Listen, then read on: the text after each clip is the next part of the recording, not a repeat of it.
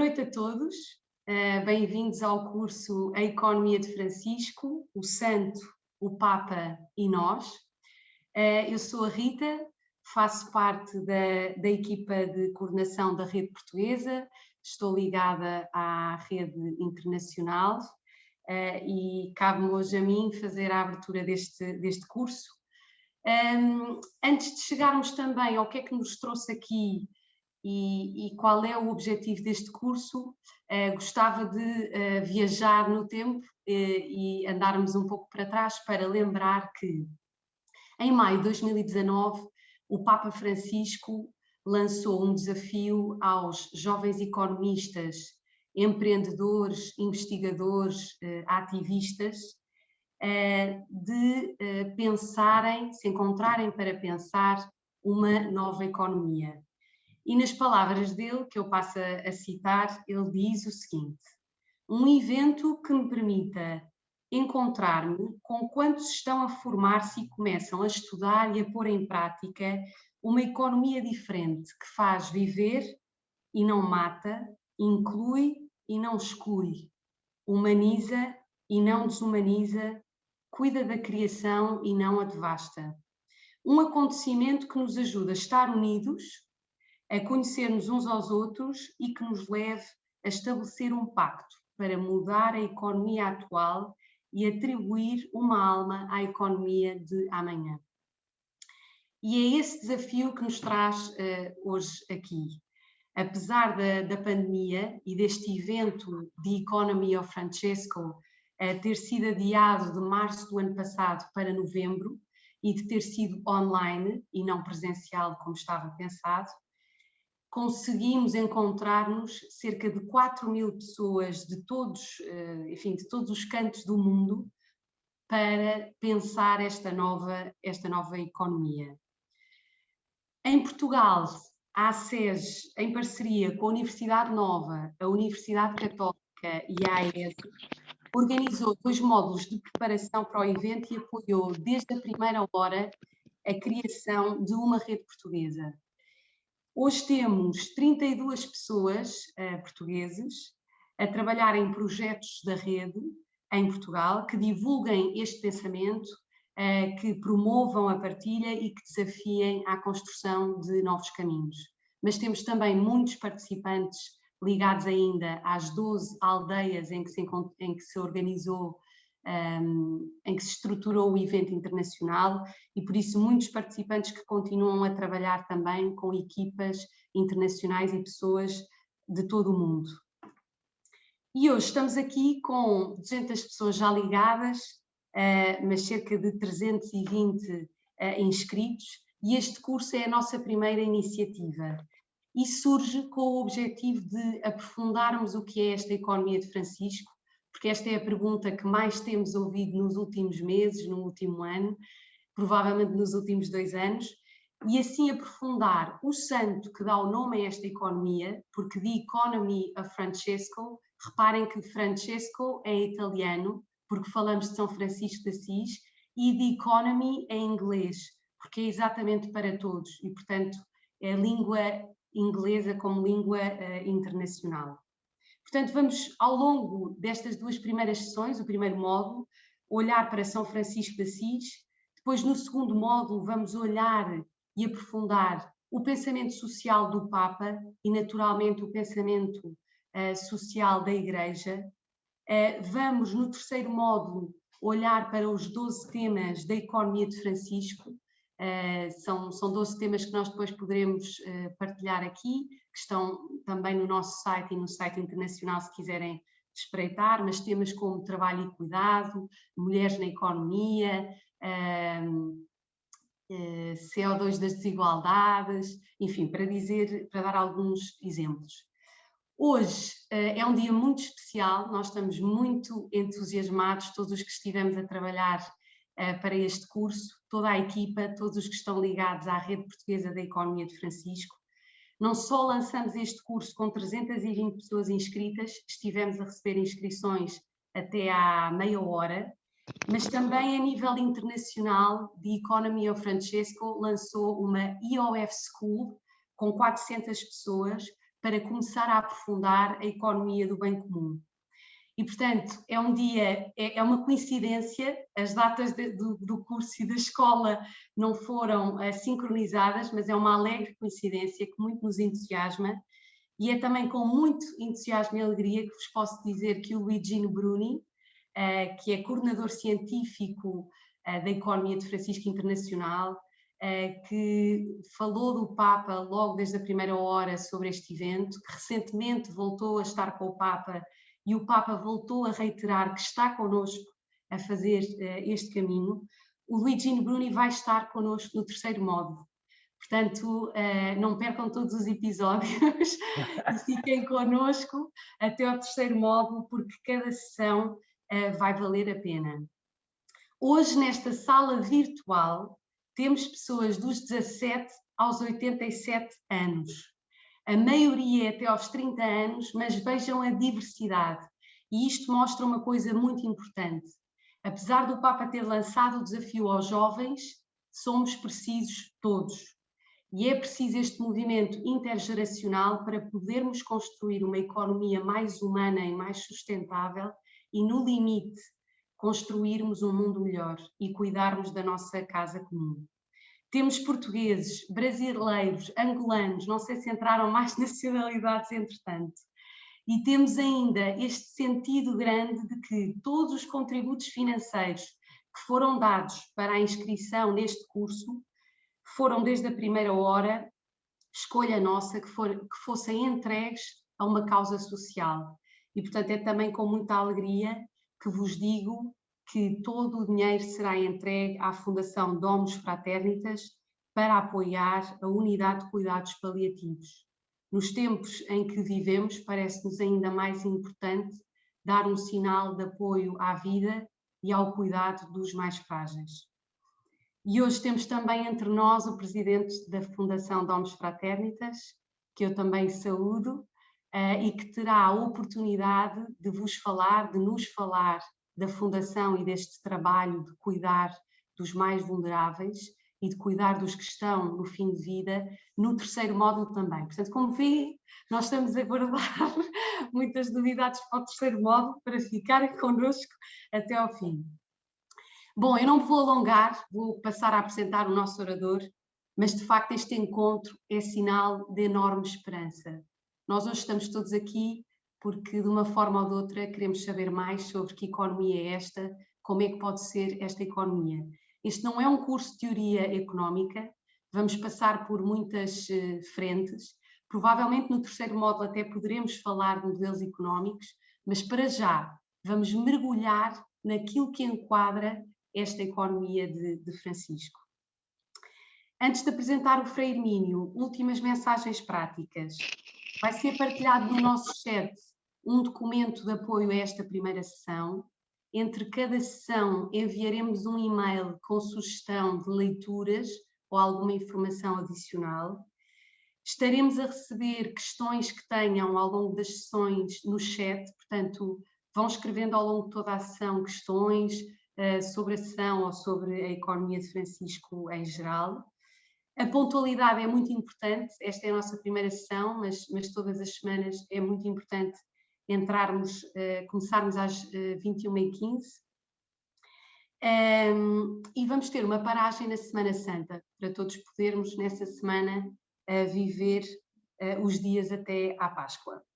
E pronto, do meu lado é tudo. E por isso é com muita alegria que vos apresento o Frei Hermínio, franciscano, que é um entusiasta e que com enorme alegria, entusiasmo e simplicidade nos tem acompanhado a todos os que temos estado a trabalhar na economia de Francisco internacional, portugueses, e também a trabalhar na rede em Portugal. E, portanto, é uma alegria poder apresentá-lo e dizer que vai ser ele a conduzir-nos pela vida, pelo pensamento e pelos escritos de São Francisco de Assis. E agradeço-lhe aqui à frente de 217 pessoas, Frei Hermínio, chegámos até aqui, obrigada pelo seu apoio desde a primeira hora na criação deste curso e passo-lhe a palavra. Obrigada. Muito boa noite a todas, boa noite a todos. É realmente com muito entusiasmo, com muita alegria que tenho acompanhado todos os trabalhos, este percurso que temos vindo a fazer, e saúdo neste momento, assim, na presença de todos, a rede portuguesa e também a rede internacional, na pessoa da Rita, e de todos, de todas e todos que têm integrado este percurso mesmo, que é isso que o Papa Francisco nos pede, que iniciemos caminhos, que avancemos sem medos, e é por isso que aqui estamos e que aqui estou uma vez mais também, com este entusiasmo e com esta alegria. Eu vou começar com 3 notas breves, muito breves, introdutórias, e depois dizer o que vou fazer hoje. Avanço então a primeira nota para dizer que há uma visão franciscana da economia. Há uma visão franciscana da economia. É uma visão, e portanto esta visão franciscana da economia está na base desta expressão muito significativa, economia de Francisco de Assis, porque realmente se fundamenta na sua vida, na sua forma de ser, na sua forma de viver, portanto também no seu pensamento, nos seus escritos, nos seus textos, que serão objeto do nosso estudo no encontro de hoje e no próximo, mas também que se fundamenta esta economia de Francisco, ou esta visão franciscana da economia, em muitos dos seus seguidores, dos seguidores de São Francisco de Assis. Eu aqui elenco apenas alguns. O caso do nosso Santo António de Lisboa, o primeiro franciscano português, mas também um São Boaventura, um João Duns Escoto, um Guilherme de Ocã, um Bernardino de Sena, um Pedro João Olive, um Roger Bacon, um Gomes de Lisboa, entre muitos outros. Portanto, são estes que ao longo dos séculos nos permitem dizer uma visão franciscana da economia, que eu, assim, numa linha ainda muito introdutória, diria uma visão à luz do amor. Uma visão franciscana da economia à luz do amor. Do amor que Deus é. É uma das perspectivas muito belas, muito interessantes, por exemplo, de um pensador franciscano, João Duns Escoto, que se centra sobretudo no amor infinito que Deus é, ou seja, essa realidade fundante que nos permite viver infinitas formas de ser e, portanto, também de praxis, de praticar, de agir. E por isso esta visão é também com muito agrado que saúdo esta iniciativa que começou hoje também a nível internacional a falar de uma economia do bem comum, porque exatamente esta visão franciscana da economia tem como um dos conceitos-chave precisamente o bem comum. O bem comum porque se fundamenta numa visão do amor e da pessoa entendida muito mais do que indivíduo. Ou seja, esta visão franciscana da economia, que é uma visão franciscana da vida, liga-se à pessoa essencialmente na sua perspectiva relacional. Eu diria, por outras palavras, o nosso pressuposto franciscano é uma antropologia relacional. Portanto, esta é uma primeira nota. Uma segunda nota, a radicalidade evangélica. Ou seja, para dizer uma coisa que para mim é muito significativa. São Francisco de Assis não é propriamente nenhum tradicionalista, nenhum progressista. É um radical ao jeito de Jesus. Portanto, é esta radicalidade evangélica que nos inspira nesta visão franciscana da vida e, por isso, também na visão franciscana da economia. radicalidade evangélica daquele e daqueles que vão à raiz, ao essencial, ao fundamento das coisas. E é disto que se trata quando nós falamos nesta visão franciscana da economia. E julgo, certamente, estou convencido disso, que o magistério do Papa Francisco, nomeadamente nas suas duas grandes encíclicas, que servirão de inspiração para o segundo módulo, pressupõe exatamente isto.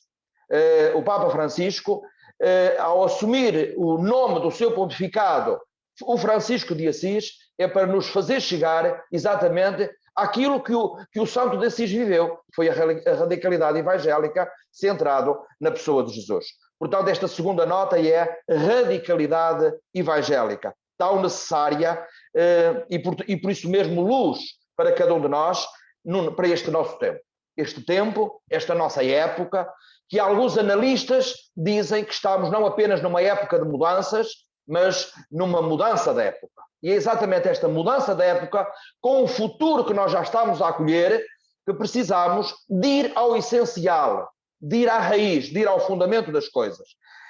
E eu adianto já, porque é esta, de alguma forma, a minha chave de leitura dos escritos de São Francisco de Assis, é uma radicalidade evangélica e um olhar para o futuro, nesta mudança da época, centrado essencialmente no paradigma do cuidado. Do cuidado, e se quisermos, quando o cuidado visa diretamente as pessoas em sofrimento, isso diz-se tecnicamente com uma palavra que é muito bela na área da antropologia, que é a compaixão. Ou seja, a compaixão é o cuidado no sofrimento. E são estas duas palavras, ou é com estas duas palavras, que eu vou ler convosco hoje e na próxima semana os escritos de São Francisco de Assis.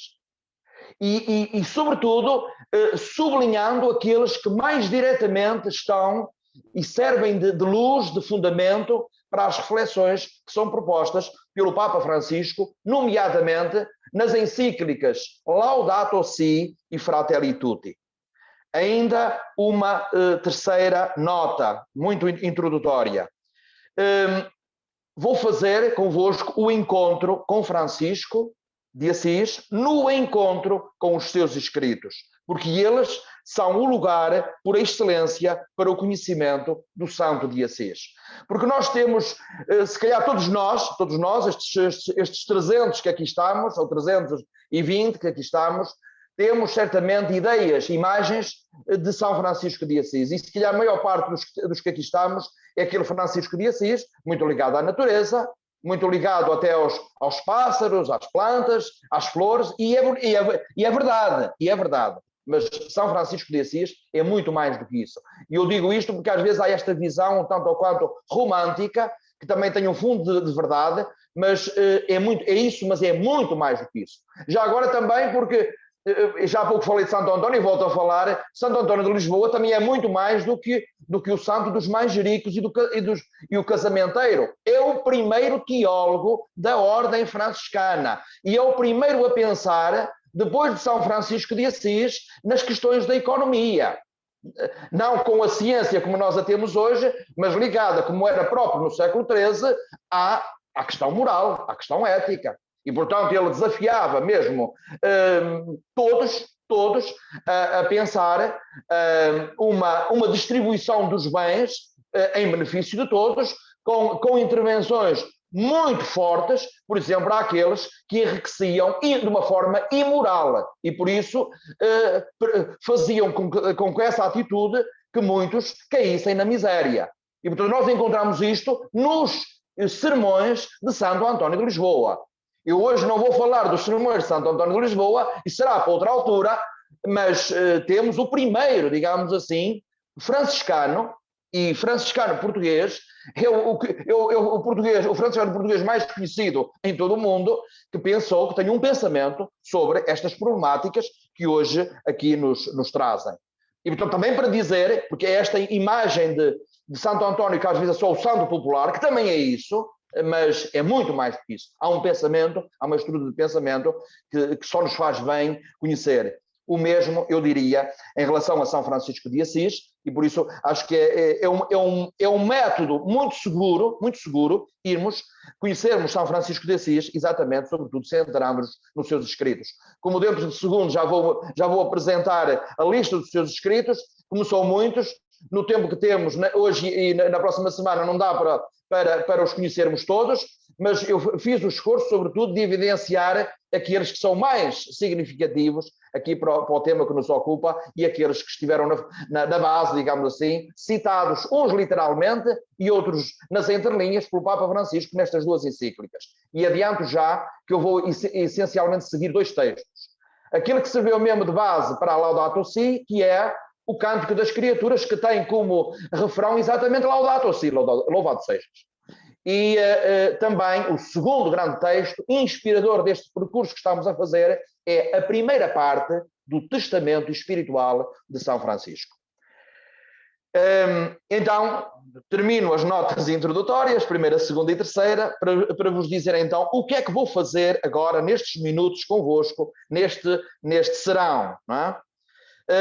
A primeira coisa é apresentar-vos uma cronologia de Francisco. Eu julgo que mais ou menos todos os participantes, todos os que estão nesta sala virtual, terão acesso a estes apontamentos. Eu fiz um bocadinho o esforço por, até ao ter acesso, vocês vão fazendo também as vossas notas, os vossos acrescentos. Portanto, a primeira parte é uma cronologia de Francisco, sobretudo fixando-me em algumas datas mais significativas, porque algumas datas estão mesmo muito ligadas àquilo que o Papa Francisco tem dito acerca do que é isto de economia de Francisco. Depois o segundo aspecto é então eu apresentar a lista dos escritos e depois parando em alguns que são mais significativos para o percurso que queremos fazer. E o terceiro momento do encontro de hoje é exatamente pararmos um bocadinho, estudarmos um bocadinho exatamente o testamento espiritual, sobretudo a primeira parte. Então vou avançar, penso que está tudo ok, Rita, está tudo ok, podemos avançar sem medo. Está tudo ok. Eu estou a ver o rosto da Rita, portanto... Está tudo ok. E nós já partilhámos no chat o documento que está a referir. Portanto, as pessoas podem ver um PDF, nós vamos partilhando ao longo da sessão, mas há um PDF com os textos e as referências da vida de São Francisco de que está a falar o Frei Hermínio. Portanto, Excelente. Que em vez de partilhar o ecrã, as pessoas os participantes iriam seguindo, assim há a vantagem de terem um texto, de fazerem os acrescentos ou de utilizar metodologicamente como melhor entenderem. Então, cronologia de Francisco, o primeiro aspecto. 1181 ou 82, não se sabe bem com exatidão o ano de nascimento, o nascimento de Francisco na cidade de Assis, em Itália. A segunda data, 1193, 1194, o nascimento de Santa Clara de Assis, que é uma figura muito significativa para a compreensão do carisma, daquilo que nós dizemos o carisma franciscano. O carisma, nós utilizamos esta palavra em muitos sentidos, em muitos contextos. No contexto teológico, o carisma é o quê? É um dom de Deus, confiado em alguma época da história ou numa determinada circunstância, a alguém, não para benefício próprio, mas para benefício dos outros, ou para benefício de todos, digamos assim. Não só para ficar para si, mas para ser partilhado. Então, deste sentido mais técnico, digamos assim, da teologia, para, quando dizemos carisma, no contexto teológico. E por isso, e Clara de Assis também faz parte, é parte integrante do carisma franciscano. Há um aspecto que eu aqui e ali vou abordar, hoje e se calhar mais até na próxima sessão, na próxima semana, que é a dimensão contemplativa franciscana. E Santa Clara é a que, no franciscanismo das origens, mais nos dá esse contributo. E isto é muito importante, porque não há cuidado, não há compaixão sem contemplação. E aqui refiro-me não apenas à contemplação no contexto da experiência religiosa, mas esta realidade de que precisamos sempre de estarmos focados, centrados naquilo que nos ocupa e que nos deve ocupar. Isto é esta dimensão contemplativa da vida de que precisamos para um cuidar adequado, para irmos ao encontro exatamente das necessidades que são, não das necessidades que eventualmente nós imaginamos, mas das necessidades daqueles a quem somos convidados a servir, a cuidar, a interagir. E por isso Santa Clara de Assis é de facto uma figura central também ao lado de São Francisco. 1205, Francisco começa a cuidar dos doentes com lepra. A experiência espiritual na igreja de São Damião em Assis. Recebe o mandato e reza diante do crucifixo. Qual é o mandato que Francisco recebe? É aquele, os biógrafos aqui dizem um bocadinho, cada um de acordo com a sua sensibilidade, mas em síntese é isto. Vai, Francisco, e restaura a minha casa. E repara, e reconstrói a minha casa. Está aqui, digamos assim, a semente daquilo que nós dizemos economia de Francisco.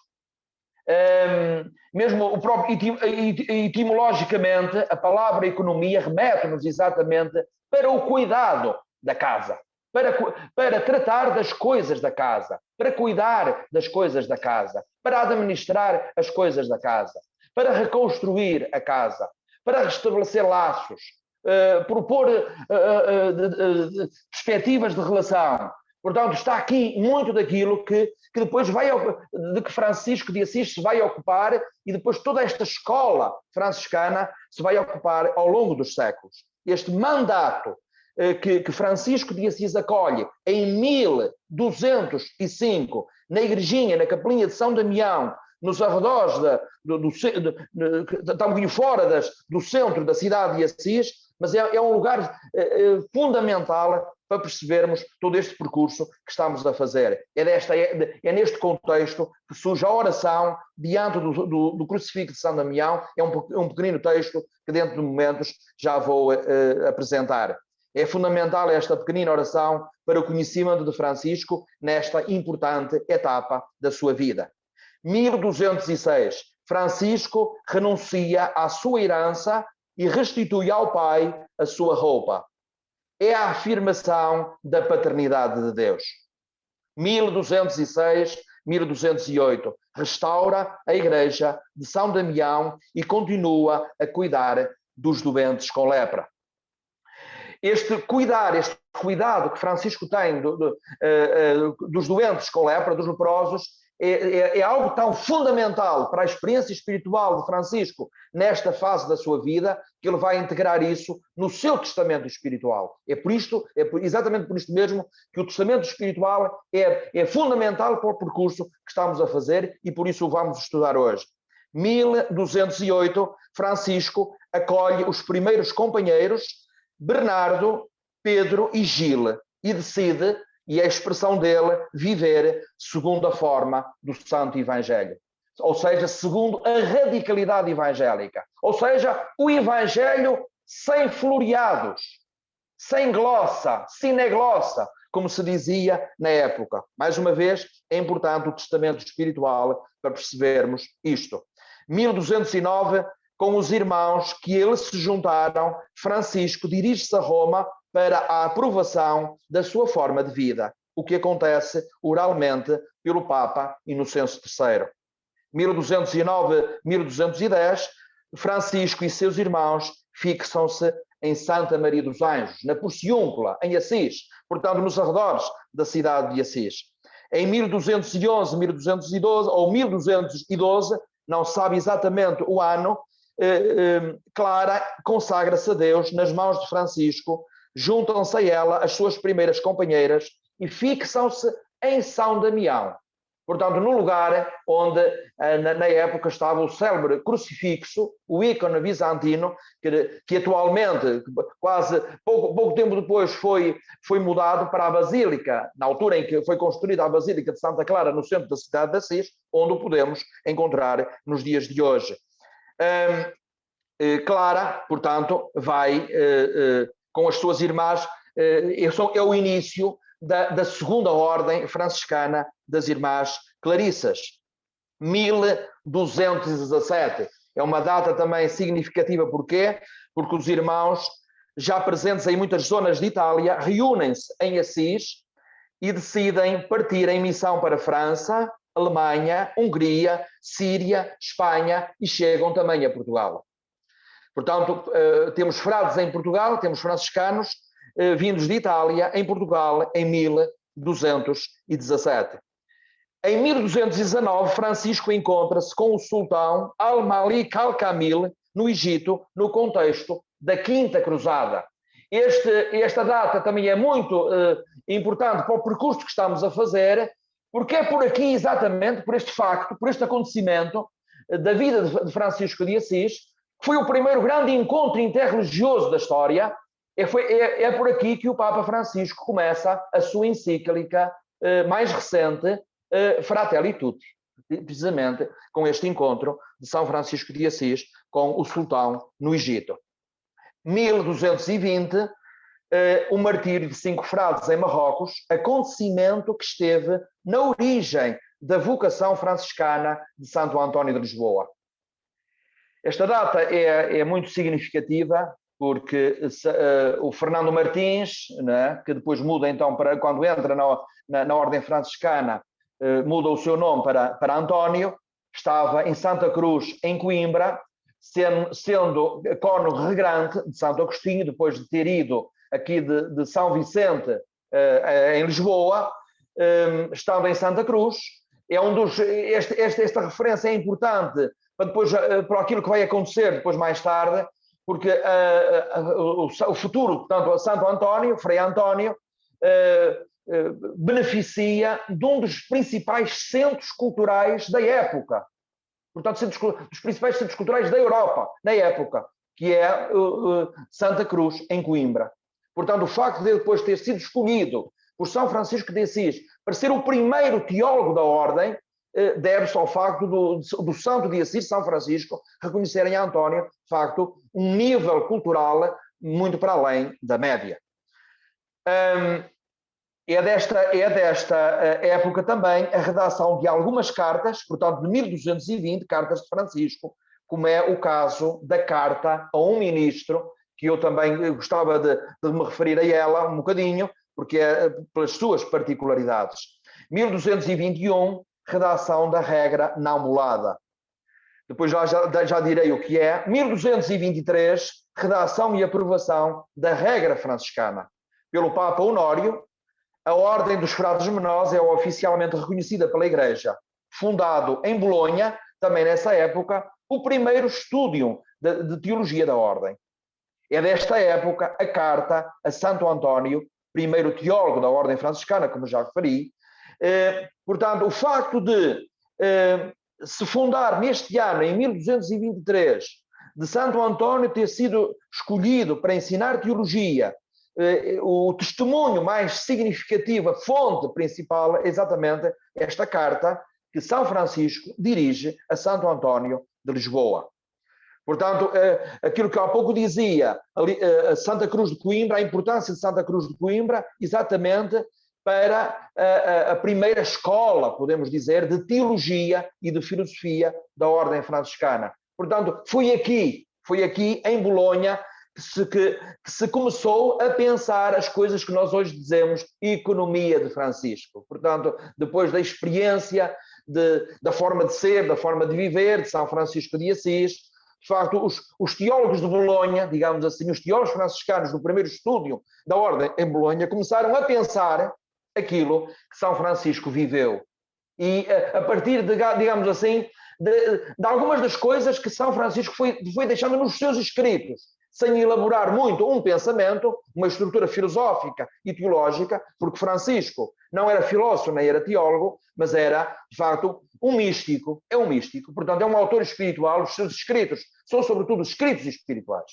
Não propriamente escritos místicos, tecnicamente, mas escritos espirituais, que nos dizem a sua experiência espiritual. E não faz propriamente uma elaboração filosófica e uma elaboração teológica. Mas aquilo que São Francisco viveu, e a partir de muitas das coisas que ele escreveu ou ditou, de facto, depois isso foi pensado em primeira mão pelos teólogos e filósofos do Estúdio de Bolonha e depois em muitas outras escolas que, entretanto, foram aparecendo ligadas à ordem franciscana. Mas esta data de 1223, até por estar ligada a Santo António de Lisboa, acho que é muito significativa para ser dito neste momento. É também em 1223 que Francisco celebra o Natal em Grécio. O Natal, como nós, muito daquilo que nós temos hoje, das tradições de Natal, do presépio, da representação, digamos assim, cênica, teatral do Natal, deve-se muito à forma como foi celebrado em 1223 por São Francisco de Assis e alguns dos seus frades e algumas das pessoas, dos leigos, que moravam perto dessa zona de Itália, Grécio. 1224, a experiência mística no Monte Alverne, aquilo que nós mais, pela história, melhor conhecemos de a estigmatização, os estigmas de Francisco, a estigmatização de São Francisco de Assis, ocorre em 1224. Relacionados com esta experiência de Francisco, os louvores a Deus e também a bênção a Frei Leão. São dois textos, duas orações muito belas, muito belas. Os louvores a Deus terão depois a oportunidade, eu não os vou estudar aqui, não vou apresentar nem hoje, nem na próxima semana, por administração, razões do tempo que temos, não é? Mas são afirmações muito belas que nos dizem muito daquilo que é a experiência espiritual, a experiência mística de Francisco de Assis. Também a bênção a Frei Leão é muito significativa, porque no fundo o que acontece é do tu de Deus, porque tu és santo, tu és altíssimo, tu és todo-poderoso, tu és omnipotente, para citar algumas das afirmações dos louvores a Deus. São Francisco vai do tu de Deus ao tu do irmão. O Frei Leão é um dos seus primeiros companheiros. O Frei Leão é um frade, um dos seus primeiros companheiros, que acompanhava Francisco no Monte Alverne. Em 1225, em São Damião, Francisco compõe a primeira parte do Cântico do Irmão Sol, ou Cântico das Criaturas. E é exatamente esta primeira parte, e não depois as últimas estrofes, é esta primeira parte, escrita em 1225 em São Damião, que inspirou o Papa Francisco na encíclica Laudato Si. A Laudato Si tem a sua base no escrito de São Francisco de Assis, em 1225, em São Damião, no mesmo lugar, reparem o sentido simbólico, não é? No mesmo lugar onde alguns anos antes, Francisco acolheu o mandato, vai, Francisco, e repara, e restaura, e reconstrói a minha igreja. Ele depois, em 25, compõe o Cântico das Criaturas, que em 2015 serve de fundamento para uma encíclica que nós vamos estudar também no segundo módulo, que é a Laudato Si. 1226, Francisco dita as últimas estrofes do Cântico do Irmão Sola. Então, depois, na próxima semana, iremos ver exatamente o que é que são as primeiras, a primeira parte e as últimas estrofes, o que é isso, porque será isso, a maior parte do tempo vai ser exatamente sobre este poema, que é um poema, é o poema mais conhecido de São Francisco de Assis. Portanto, a última parte é de 1226, assim como também o Testamento Espiritual. Ele morre em Santa Maria dos Anjos, na tarde do dia 3 de outubro, e é sepultado no dia seguinte na igreja de São Jorge, já lá no centro da cidade de Assis. Em 1228 é canonizado pelo Papa Gregório IX, no dia 16 de julho. Em 1230, o seu corpo é trasladado para a Basílica de São Francisco, e é neste lugar, portanto, na Basílica de São Francisco em Assis, que o Papa Francisco assina a encíclica Fratelli Tutti, no dia 3 de outubro de 2020. Em 1253 morre Santa Clara, no dia 11 de agosto, e é depois canonizada no dia 15 de agosto de 1255. Avançamos muitos séculos, para o final da cronologia, 1926-27. 1926 e 1927. Porquê? Porque ocorre a celebração dos 700 anos da morte de São Francisco, e esta data é importante porque é ponto de chegada e, ao mesmo tempo, ponto de partida de muitos estudos sobre São Francisco de Assis. Portanto, sobretudo, nos finais do século XIX inícios do século XX. Depois houve um impulso nas celebrações à volta dos 700 anos da morte e até aos dias de hoje.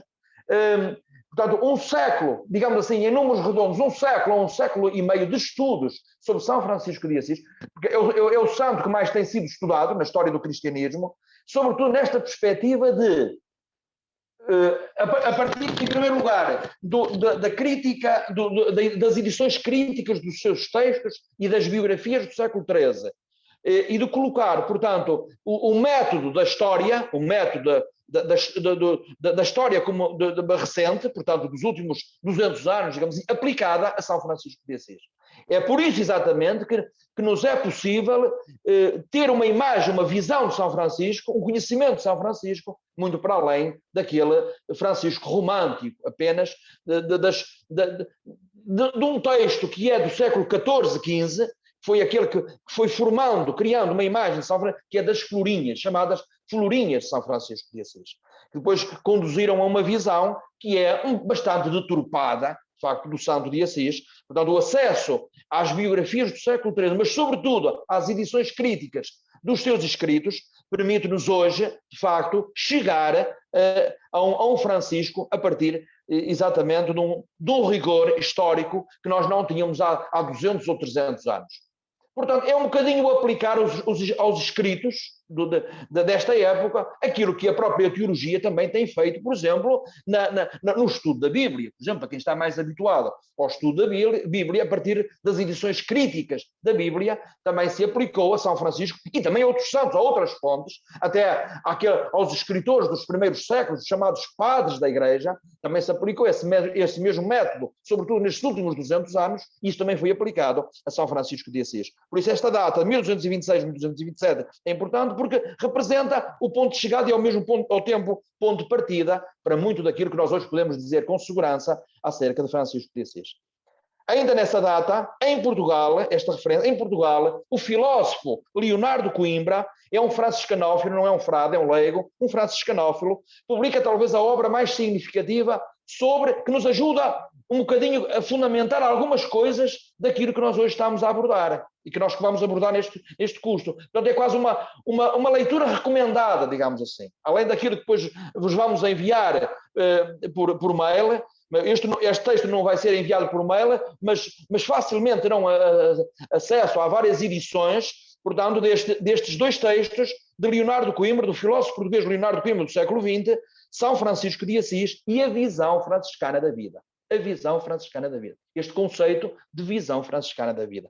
Leonardo Coimbra é um filósofo muito inspirado na filosofia grega, nomeadamente platónica, portanto, da linha de Platão, de Agostinho e de outros. Portanto, é uma linha filosófica que é muito próxima do franciscanismo, da filosofia franciscana, nomeadamente de um São Boaventura. Portanto, temos assim um pouco esta linha de Platão, Santo Agostinho, São Boaventura, e que chega a vários pensadores portugueses, concretamente, e concretamente este Leonardo Coimbra, que publica a primeira edição destes textos sobre São Francisco de Assis e a visão franciscana da vida, é de 1927, portanto, no contexto das celebrações dos 700 anos da morte de São Francisco de Assis.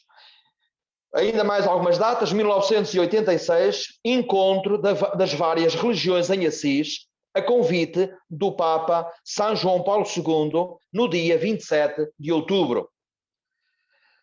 2002, proclamado pelas várias religiões, o Decálogo de Assis para a Paz, no dia 24 de janeiro, com a presença do Papa São João Paulo II. 2011, encontro comemorativo dos 25 anos daquilo que o Papa Francisco chamou Espírito de Assis. Que é exatamente o que é o Espírito de Assis. É da aproximação sobretudo, entre religiões diferentes. As religiões a encontrarem-se para rezar e para construir caminhos de paz. Isto ocorreu no dia 27 de outubro, convocado esse de 2011 pelo Papa Bento XVI. Em 2015, a encíclica Laudato Si, sobre o cuidado da casa comum do Papa Francisco. E repito, texto inspirado em São Francisco de Assis, concretamente, o texto principal, o o Cântico das Criaturas ou Cântico do Irmão Sol. 2019, data importante, carta do Papa Francisco para o evento A Economia de Francisco, assinada no dia 1 de maio de 2019. Nesta mensagem, e é por isso que aqui, para justificar as datas que estão antes, nesta mensagem o Papa Francisco relaciona o seu desejo de uma nova economia com o espírito de Assis, precisamente. É aqui que está a ligação.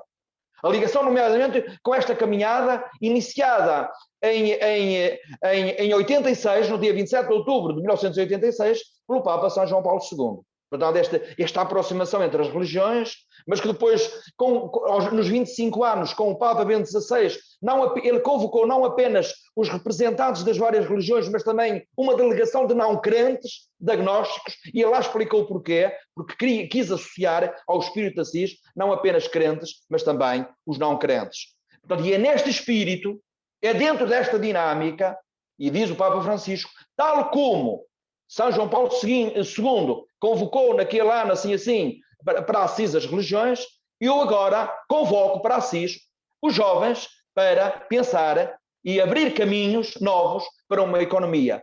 Porque a que temos mata e queremos uma economia que não mate, que proporcione vida, que inclua excluídos, que vá ao encontro dos fragilizados.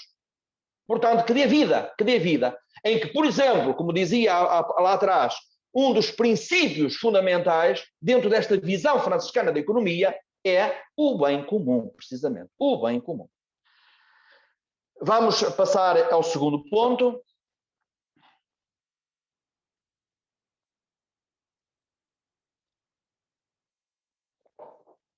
Então, pelos escritos de Francisco. Rapidamente nós podemos subdividi-los em 5 grupos. Temos as orações, temos as cartas, temos os avisos espirituais, os textos legislativos e as últimas recomendações. As orações. A oração diante do crucifixo de São Damião, que já me referi lá atrás.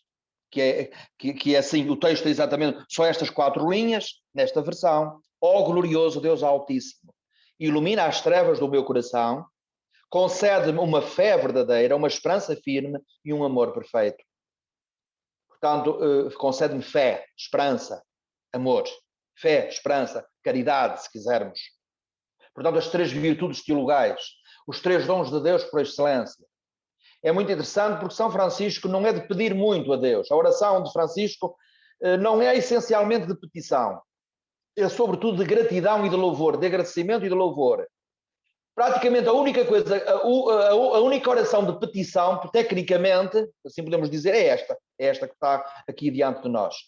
E Francisco de Assis pede logo, porque ele pede logo tudo o que há para pedir. Depois já não pede mais ao longo da vida. Porque pede os dons de Deus por excelência, não é?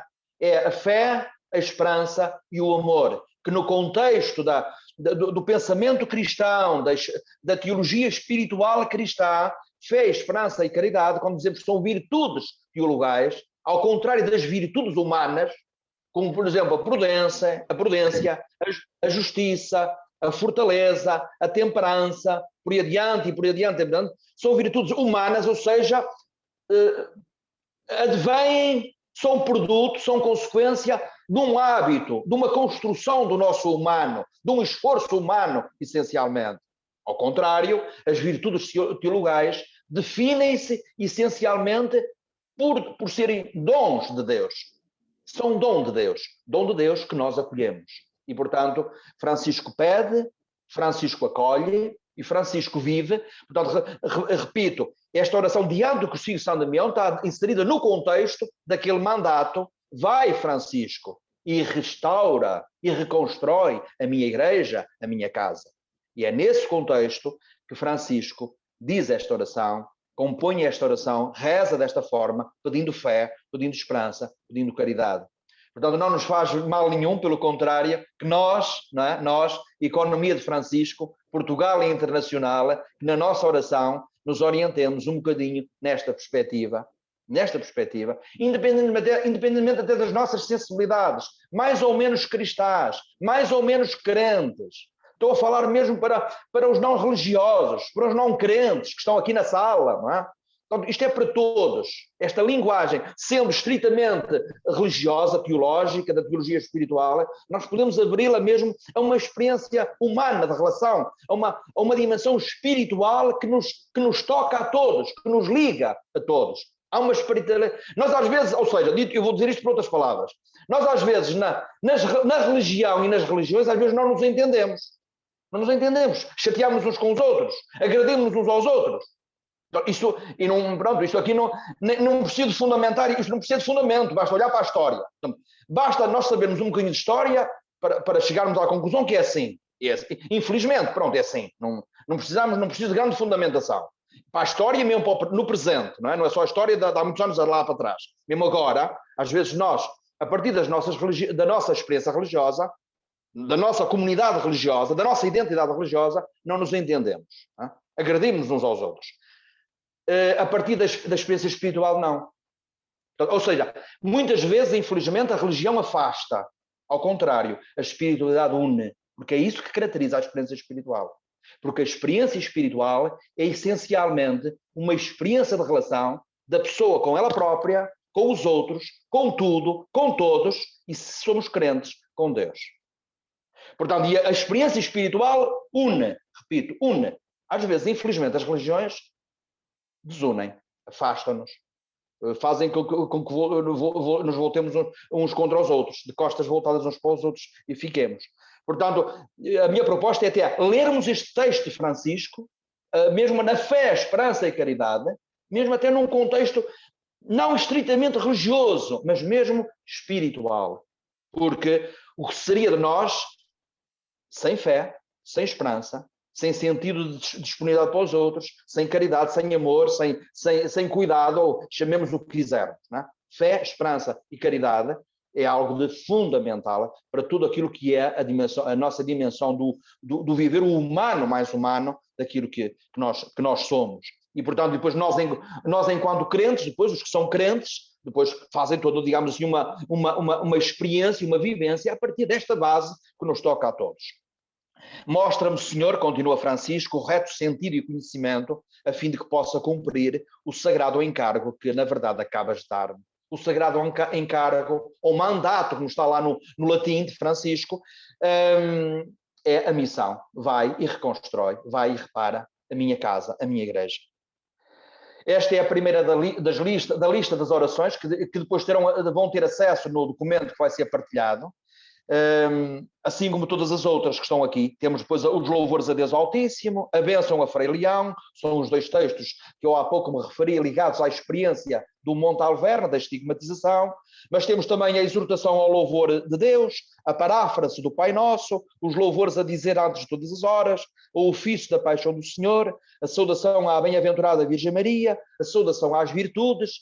Este texto da saudação às virtudes é muito bonito também porque nos permite pensar qual é, no fundo, um modelo, o paradigma ético de São Francisco de Assis, o paradigma por excelência. A ética de Francisco é uma ética essencialmente centrada nas virtudes. É uma ética das virtudes. É uma ética, fundamentalmente, das virtudes. E não das normas, e não dos deveres, mas essencialmente das virtudes. Ao jeito, por exemplo, de um Aristóteles, né? Aquilo que é a referência maior da antiguidade, as éticas, a construção ética de Aristóteles é no paradigma das virtudes. É muito bonito, não sendo um filósofo, um teólogo, São Francisco, não faz nenhum tratado, nenhum manual de ética, mas tem aqui em meia dúzia de linhas, de facto, a saudação, o elogio das virtudes. Depois, o Cântico das Criaturas, que eu agora não vou dizer mais nada, porque será exatamente objeto de estudo no próximo encontro. As cartas, temos a carta a todos os fiéis, numa primeira e numa segunda versão, temos a carta aos governantes dos povos, a carta a todos os clérigos, a carta a toda a ordem, a primeira carta aos custódios e também a segunda carta aos custódios. O que é um custódio nesta linguagem de Francisco? É qualquer superior religioso.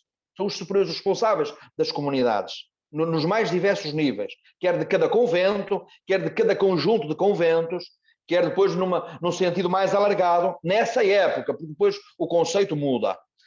Carta a um ministro, esta carta ao ministro dirige-se, é um superior, mas aquilo que nós hoje dizemos um superior provincial, portanto, o responsável por um conjunto de conventos.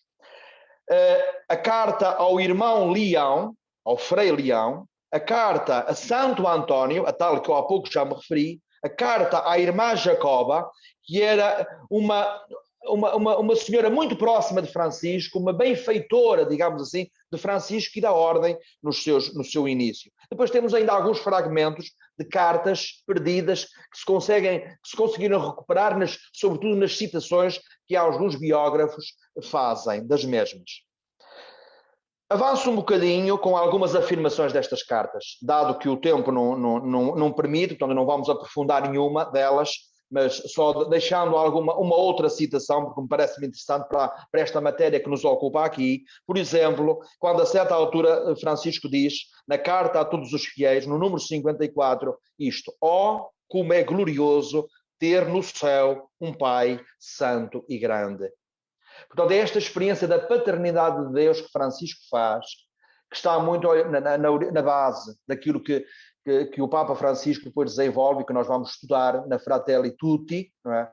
Fratelli Tutti porquê, não é? E isso é dito sobretudo no último capítulo desta encíclica, que está muito centrada nas religiões, no diálogo interreligioso, mas o Papa Francisco diz que isto tem a ver, portanto, a fraternidade no contexto teológico, na experiência cristã, advém do facto de um pai comum. E o diálogo interreligioso é possível na medida em que nós vamos tomando consciência que temos um pai comum. Portanto, eu posso dizer o meu irmão muçulmano. O meu irmão muçulmano.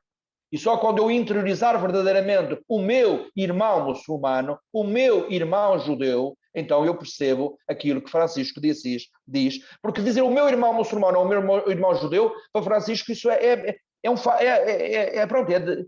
beabá, né? Às vezes para nós temos alguma dificuldade. Mas por isso é que a força de uma expressão fratelli tutti. Porque dizer fratelli tutti é dizer isso. O meu irmão muçulmano. O meu irmão muçulmano. Portanto, ou como é glorioso ter no céu um Pai santo e grande. E não é só o meu Pai, e eu enquanto cristão, eu enquanto católico. Não é Pai dos católicos, Pai dos cristãos. É Pai universal. Pai de todos. Portanto, todos irmãos, porque há um Pai comum. Esse é, no fundo, o argumento do último capítulo da Fratelli Tutti. Depois temos, então, a carta ao ministro. Vejam a beleza destas palavras. Este sentido, digamos assim, de perdão, de misericórdia, de relação com o outro, de apostar claramente, incondicionalmente na relação, na reconciliação, que é um dos temas centrais da Fratelli Tutti. Há um capítulo que não se entende, senão há um não claro a qualquer forma de violência. Portanto, há uma opção clara pela não violência, na encíclica Fratelli Tutti. E apesar deste texto não ser citado lá explicitamente, a base é esta. Está aqui e em muitas outras afirmações do Santo de Assis. Que não há, diz ele a um ministro, portanto a um provincial, a um responsável de um conjunto de conventos, que pelos vistos estava um bocadinho triste, desiludido com alguns dos irmãos. E estava a pedir a Francisco que o dispensasse das funções de ser superior, de ser provincial. E então diz Francisco a esse provincial: que não haja no mundo nenhum irmão que, por muito que tenha pecado e venha ao encontro do teu olhar a pedir misericórdia, se vá de ti sem o teu perdão. E se não vier pedir misericórdia, pergunta-lhe tu se a quer. E se depois, 1000 outras vezes, vier ainda à tua presença para o mesmo, ama-o mais do que a mim Francisco, a fim de o trazeres ao Senhor. Portanto, a misericórdia é aquela máxima bíblica. Até quando Deus... Até 70 vezes 7, Senhor? Não! Até 70 vezes 7. Até sempre. É a aplicação desta radicalidade. É aqui, olha, isto é um exemplo muito claro daquilo que eu no início dizia. A radicalidade evangélica. A radicalidade é aplicada aqui a este caso, a este provincial que já sentia que não tinha capacidade de perdoar aos irmãos que eram malandros, não é? Que às vezes se portavam mal, não é? E, portanto, esse provincial que ia renunciar ao cargo, que ia ser dispensado, já não tinha paciência para lidar com alguns frades malandros. E então o Francisco diz o que diz. Portanto, esta opção clara, na radicalidade evangélica, o perdão não é 70 vezes 7, não é 70, não é até 7 vezes, mas até 70 vezes 7, ou seja, até sempre. Os avisos espirituais, temos as exortações e temos um outro texto, também é muito interessante, que não vamos agora aqui estudar, mas depois poderão ter acesso a eles. Isso dos frades malandros, é isso mesmo esse comentário. É isso. A primeira a exortação 6, é a primeira que eu aqui cito, a exortação 6, 1:3, é aquela que está na base do título Fratelli Tutti, portanto, da encíclica, que vamos estudar no segundo módulo. Começa assim: irmãos todos, omnes fratres, no latim, ou então na versão italiana, Fratelli Tutti, precisamente. Fratelli Tutti, irmãos todos. Portanto, a base é este texto de Francisco. Ponhamos diante dos olhos o bom pastor, que para salvar as suas ovelhas sofreu a paixão da cruz. As ovelhas do Senhor seguiram atrás dele, na tribulação e na perseguição, e no opróbrio, na fome e na sede, na enfermidade e na tentação, e nas demais provações. E como recompensa receberam do Senhor a vida eterna. Disto deveríamos ter vergonha, nós, os servos de Deus, que os santos tenham praticado boas obras, e nós, só de contar e pregar o que eles fizeram, já daí queremos receber honra e glória. As exortações de Francisco, dentro das exortações espirituais, dentro deste contexto, deste bloco literário de textos dos avisos espirituais, são de alguma forma comparáveis. Eu estou a dizer isso para aqueles e aquelas que estão mais habituadas àqueles textos do cristianismo das origens, os célebres ditos dos padres e das madres do deserto. Os ditos são aqueles pequenos pensamentos, aquelas pequenas máximas, os apotegmas. Os avisos espirituais de São Francisco de Assis seguem um bocadinho este estilo. Portanto, não são textos muito elaborados, muito desenvolvidos, muito extensos, são pequenas afirmações que vão assim, ao essencial de muita coisa daquilo que está em causa. Muito concretamente isto: irmãos todos, fratelli tutti, portanto, ponhamos diante dos olhos o bom pastor. É uma boa chave de leitura. Portanto, nós ao estudarmos a Fratelli Tutti, esta encíclica papal, portanto, é com esta chave exatamente da radicalidade evangélica, centrados na pessoa, na radicalidade da própria pessoa de Jesus. A exortação 18, que eu aqui apresento também, eu vou depois relacioná-la com o Cântico das Criaturas. Mas eu apresento-a já aqui para a termos presente neste contexto, mas depois quero ligar uma das estrofes da próxima semana do Cântico das Escrituras com esta afirmação, porque reparem o que diz: bem-aventurado o homem que suporta o próximo em sua fragilidade, como queria por ele ser suportado, se em circunstâncias semelhantes se encontrasse. Portanto, o sentido aqui, o homem que suporta, não é que aguenta, é que é suporte para o próximo na sua fragilidade. Ou seja, estas 3 simples linhas funcionam no conjunto dos escritos de Francisco. Para quê? Para percebermos a sua definição de compaixão. De cuidado e de compaixão. A forma como Francisco de Assis percebe o cuidado e a compaixão está aqui. O ser suporte para os outros nas suas fragilidades, tal como gostaria de ser suportado se em circunstâncias mesmas estivesse. Portanto, a economia, este é um dos pilares, tem que ser um dos pilares da economia de Francisco. Porque se a economia de Francisco não reconhece isto como um pilar, é uma economia de outra coisa qualquer, não é? Ou de outro qualquer. Não é de Francisco de Assis, de certeza. Será outra coisa qualquer, ou de outro qualquer. Portanto, o primado, digamos assim, do que eu dizia no início, do cuidado e da compaixão, este é um dos textos fundadores, exatamente para isso. Mas eu depois, isto é tão importante que eu quero relacionar isso com aquele texto que, digamos assim, mais completo acerca da tal visão franciscana da vida, que é o Cântico das Criaturas. Avançamos para a última parte, ou para a penúltima, aqui ainda o caso, os textos legislativos.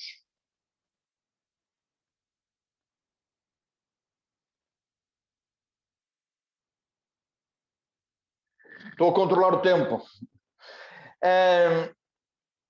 Temos as duas regras. A regra não anulada, portanto, é uma regra que foi um primeiro texto, que está disponível, está no conjunto dos textos de Francisco, mas que depois serviu para, depois, numa segunda elaboração, por isso é que diz bulada, portanto, aprovada com a bula papal. Mas a regra não bulada tem aqui, eu trago para aqui um texto que todos reconhecemos, que é muito interessante para aquilo que nós estamos a estudar. Temos depois a regra para os ermitérios, que é muito interessante também para a tal dimensão contemplativa da espiritualidade franciscana. Temos depois também a forma de vida para Santa Clara e ainda as normas sobre o jejum para Santa Clara no conjunto dos textos legislativos.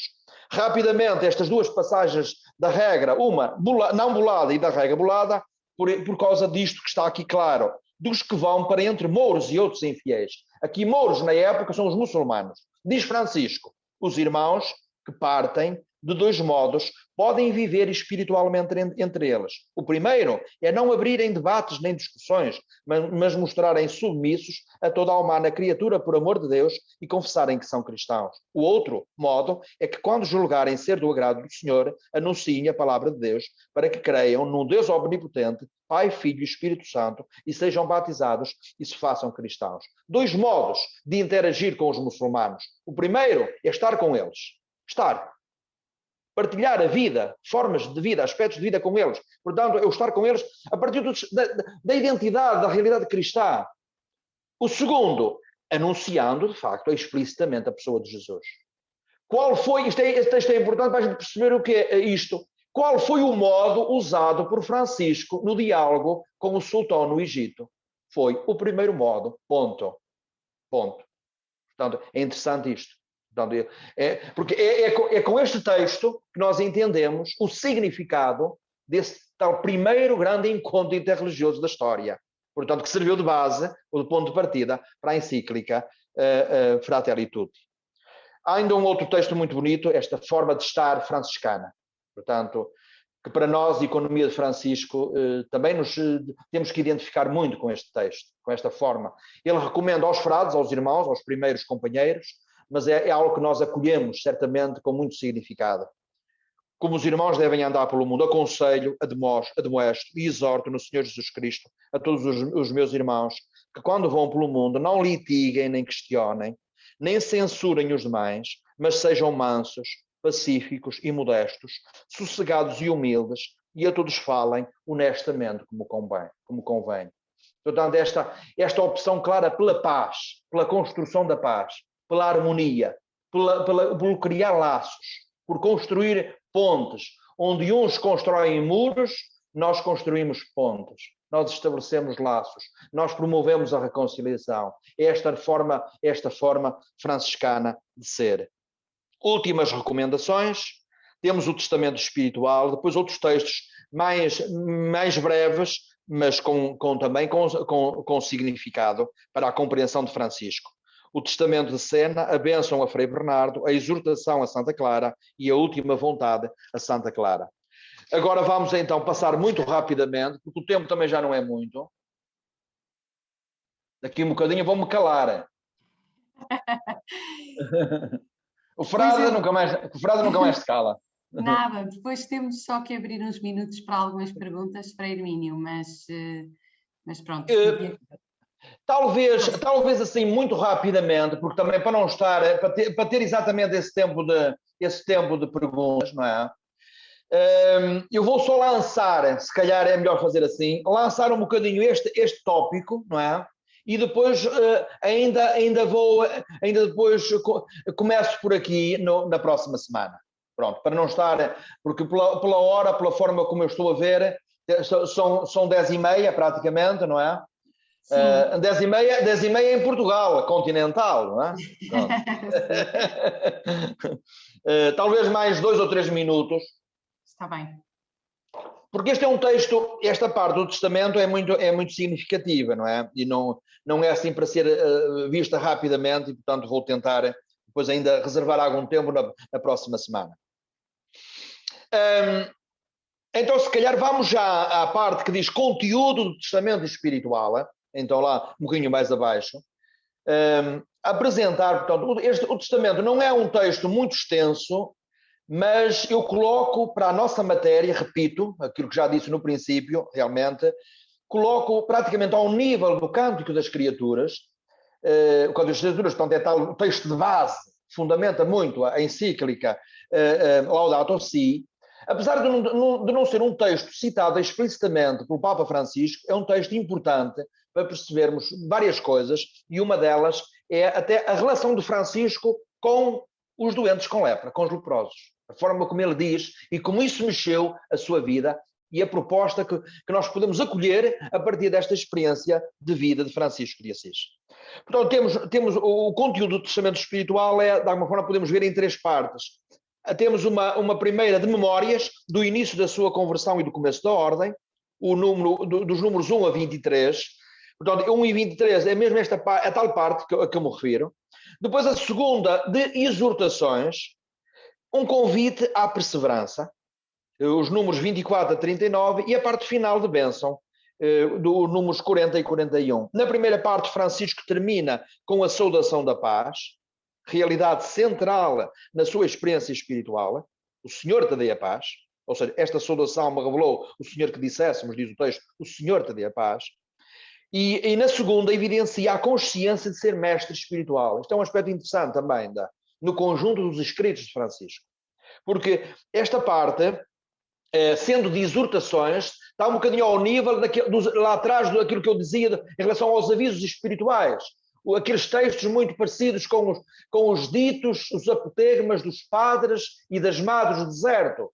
Porque quer as madres, quer os padres do deserto do primeiro milénio cristão, né, são textos muito interessantes para a espiritualidade cristã. Eles tinham a consciência, eles e elas, quer as madres do deserto, elas tinham a consciência de serem mestres espirituais. Como eles, mestres espirituais, de facto. Também esta consciência que Francisco de Assis tinha de receber de receber um dom para ser transmitido aos outros e fazer com que os outros percebessem, os seus irmãos percebessem de facto esse dinamismo da graça de Deus que passava por ela. E vemos isso nesta parte do Testamento. Portanto, evidencia a consciência de ser mestre espiritual dos irmãos e educador da fraternidade. Educador da fraternidade.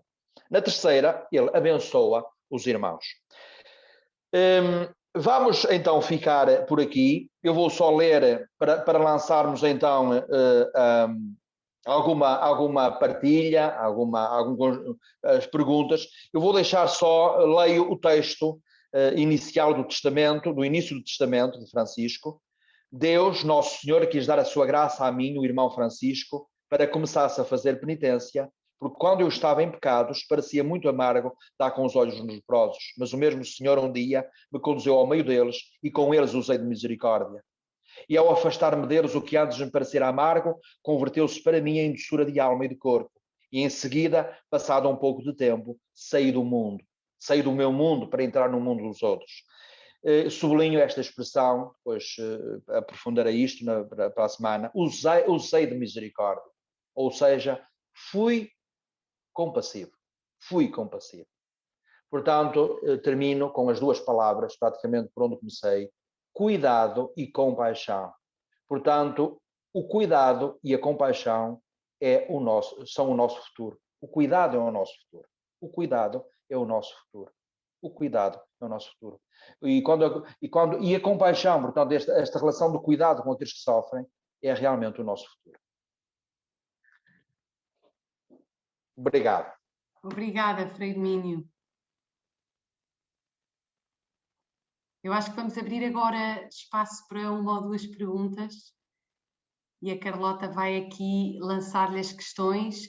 As pessoas que tiverem questões e que elas não possam ser respondidas hoje, nós vamos tomar nota e tentar que de alguma maneira chegue a resposta ou na próxima sessão ou por ou por e-mail a todos, enfim, vamos ver a melhor forma de fazer. Eu esforçar-me-ei para responder a todas as perguntas. Hoje não é? Porque se calhar são algumas, não é? São muitas, mas responderei. Se não souber a resposta, eu vou à procura dela, não é? Eu vou estudar. A Carlota está sem som. Obrigada. Eu bem que estava a tentar, mas isto... Desculpa. Muito obrigada, Frei Hermínio. Então, temos aqui algumas perguntas. Temos duas perguntas do Luís Ferreira Mendes. Vou tentar pôr isto assim só em uma. Vamos lá ver. Então, ele pergunta se este tema da economia de Francisco pode ser visto como um mandato associado também a este ir restaurar, reconstruir a casa de Deus, não é? Pode sim, pode. É assim que eu vejo. E já agora também, em que pilares ou inquietações é que deve assentar esta economia de Francisco? No Evangelho, na radicalidade evangélica. Mesmo até para os não crentes, repare, eu vou sublinhar isto, porque podem estar aqui na sala, mesmo pessoas que não são crentes, que não se identificam com a Igreja Católica, que não se identificam com o cristianismo, mas esta marca, digamos assim, da radicalidade evangélica, é no fundo, toca o nosso humano mais humano.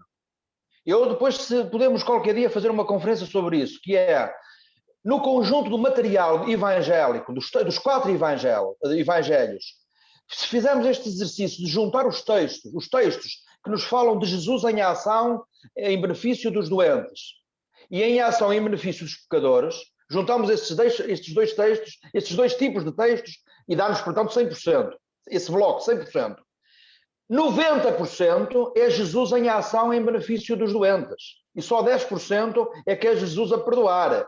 Com isto eu não estou a dizer que o cristianismo não seja importante na vida cristã, a dinâmica do perdão.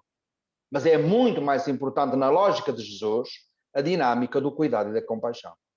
E quando pergunta qual é o Evangelho visto desta maneira, é o Evangelho desta maneira. E agora pensemos nas implicações que isto tem no pensar e repensar numa nova economia.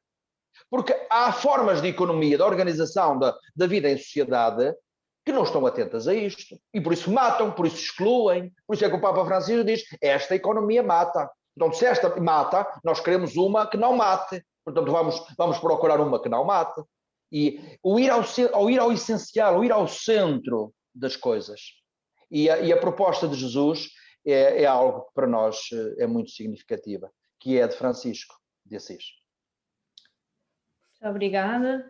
Entretanto, estão aqui a cair mais umas perguntas. O Pedro Franco pergunta como é que o pensamento e a espiritualidade de São Francisco de Assis podem promover a união na própria Igreja, nomeadamente nesta proposta de economia que não mata.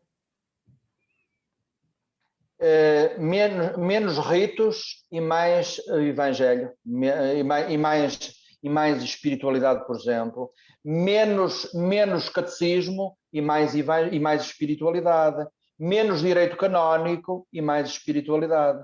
Porque às vezes nós ao longo nós já andamos aqui há muito tempo, não é? Isto acontece como nos acontece muito na vida, muito na nossa vida, às vezes de menos anos.